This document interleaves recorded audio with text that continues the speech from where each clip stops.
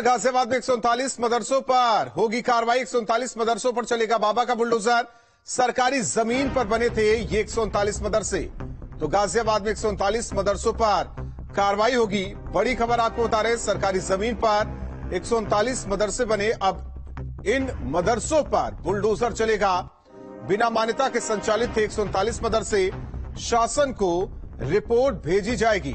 मदरसों के सर्वे के दौरान यह खुलासा हुआ था। तो बड़ी खबर, 139 ऐसे मदरसे गाजियाबाद में पाए गए जो बिना रजिस्ट्रेशन के चल रहे थे। और यह भी कहा जा रहा है कि सरकारी जमीन पर इन मदरसों का निर्माण किया गया और अब इन पर बुलडोजर चलेगा। हालांकि शासन को रिपोर्ट जल्द ही भेजी जाएगी। तो बड़ी खबर आपको बता रहे, गाजियाबाद में 139 मदरसों पर कार्रवाई होगी। 139 मदरसों पर बुलडोजर चलेगा। उत्तर प्रदेश सरकार द्वारा मदरसों को लेकर एक रिपोर्ट मांगी गई है। प्रदेश भर के सभी जिलों से ये रिपोर्ट शासन को भेजी जानी है। इस वक्त हम गाजियाबाद में मौजूद हैं।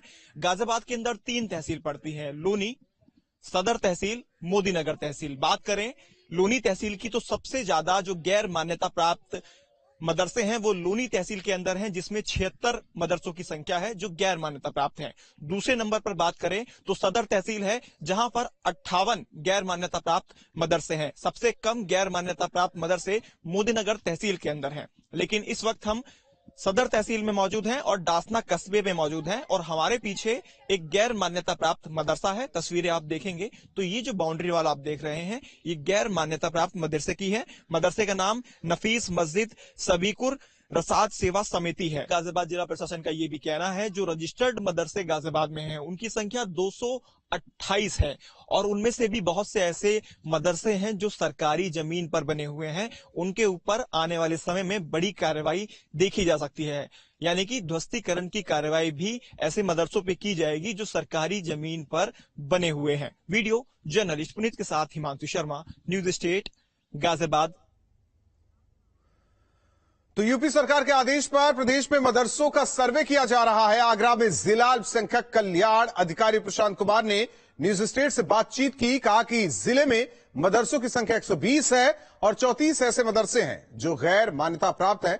जिले में 12 बिंदुओं पर टीम ने सर्वे किया। फिलहाल सर्वे पूरा हो चुका है। जल्द ही शासन को रिपोर्ट भेजी जाएगी। जिला अल्पसंख्यक कल्याण अधिकारी प्रशांत कुमार हमारे साथ मौजूद हैं और उनसे बात कर लेते हैं। सर, आपने सर्वे किया, कितने दिन ये सर्वे चला और क्या कुछ निकलकर आपके रिपोर्ट, फाइनल रिपोर्ट निकल गई? तकरीबन 20 दिन सर्वे हमारा चला। 120 मदरसे हमारे पहले से मान्यता प्राप्त थे और जो सर्वे के दौरान हमें 34 मदरसे मिले जो गैर मान्यता प्राप्त थे। जी, तो सर ये जो 34 मदरसे मिले हैं जो गैर मान्यता प्राप्त हैं, इनमें किन बिंदुओं पर जांच की गई और क्या कुछ कमियां यहाँ पर निकलकर सामने आई? जो सरकार से निर्धारित 12 बिंदु थे उन्हीं पर हमने जांच की, जिसमें मदरसे का नाम कितना है, छात्र संख्या क्या है और कहां से फंडिंग हो रही है उनको, ये सारी चीजें हम लोगों ने जांच में सम्मिलित कर दी है। अपने सर्वे के दौरान किसी प्रकार से कोई परेशानी सर, कहीं किसी जगह रोकने की आपको कोशिश की गई हो या सर्वे? नहीं, इस तरह का कोई अवरोध हमारे सामने नहीं आया। अच्छा, ये जो 34 गैर मान्यता प्राप्त मदरसे मिले हैं, इन पर क्या कार्रवाई अब करने जा रहे हैं? आगामी कदम क्या होगा आप लोग? इसमें हमें केवल शासन ने निर्देश दे रखा कि सर्वे करके रिपोर्ट अपनी प्रस्तुत कर दें। हम रिपोर्ट भेज रहे हैं, आगे जो कार्रवाई करनी है शासन करनी है।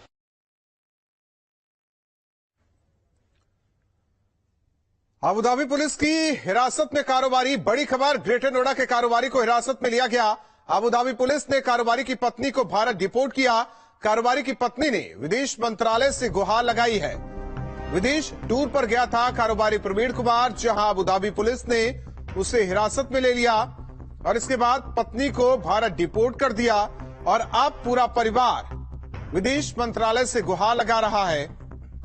पत्नी गुहार लगा रही विदेश मंत्रालय से कि उसके पति की वतन वापसी जल्द से जल्द कराई जाए। तो विदेश टूर पर गया था कारोबारी प्रवीण कुमार।